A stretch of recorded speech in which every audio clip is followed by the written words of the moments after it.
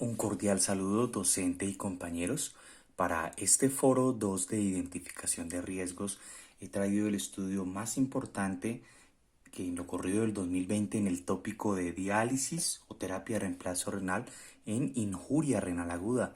Es el famoso estudio START-AKI, publicado a mediados de julio en el New England. Es un ensayo controlado, aleatorizado, abierto, no es ciego, multicéntrico, que compara la diálisis rápida o acelerada versus la iniciación estándar tomando el punto de corte de 12 horas en los pacientes con injuria renal aguda de UCI, evaluando el riesgo de muerte por cualquier causa a los 90 días. Dentro de la metodología de este estudio es multicéntrico, fue realizado en 168 hospitales en 15 países. Se obtuvieron consentimientos informados, cumple con los requisitos de ética acorde a cada localidad, a cada país. Claros los criterios de inclusión, también muy claros los criterios de exclusión, y en esto quiero hacer énfasis. Sacaron unas variables que están descritas en la literatura como confusoras, dentro de ellas el antecedente de tener enfermedad renal crónica, de haberse dializado o nefropatías de etiología poco frecuente o raras. Los pacientes fueron aleatorizados mediante un software en 1 a 1 y el análisis de la información mediante el principio de intención a tratar. En esta tabla vemos pues los ítems que se buscaron en el estudio, que son muy típicos para la epidemiología moderna, y el tamaño el cálculo del tamaño de muestra fue de 2.866 pacientes. En últimas reclutaron 3.019 pacientes y los balancearon en los dos grupos de intervención que prácticamente son iguales. En esta tabla de características de los pacientes los números son exactamente iguales.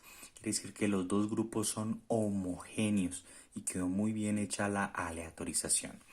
En cuanto al resultado primario, muerte por cualquier causa a 90 días, es exactamente igual entre el grupo de inicio temprano versus el tardío.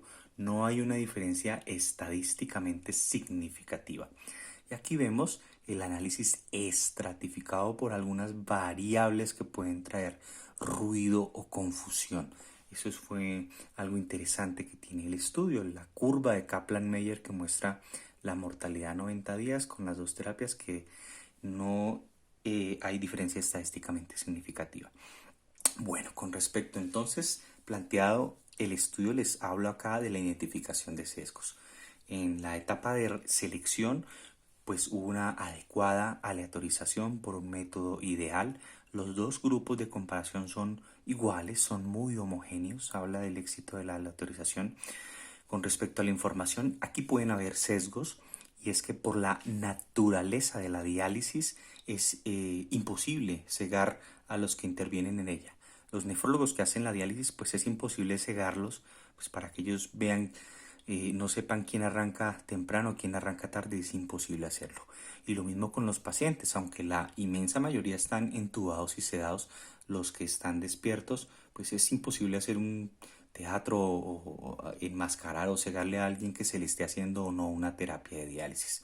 Pero a nivel central, las personas que analizaron los datos, ellos sí estaban cegados. Los autores son conscientes de este detalle y afirman de que puede haber aquí un sesgo introducido por los nefrólogos que hacen la diálisis, más sin embargo por la gran cantidad de población, la gran muestra, es posible que se aminoren estos sesgos, y es algo chévere de este estudio. Por la gran cantidad de pacientes, aquí pues puede aminorar este sesgo, ¿no?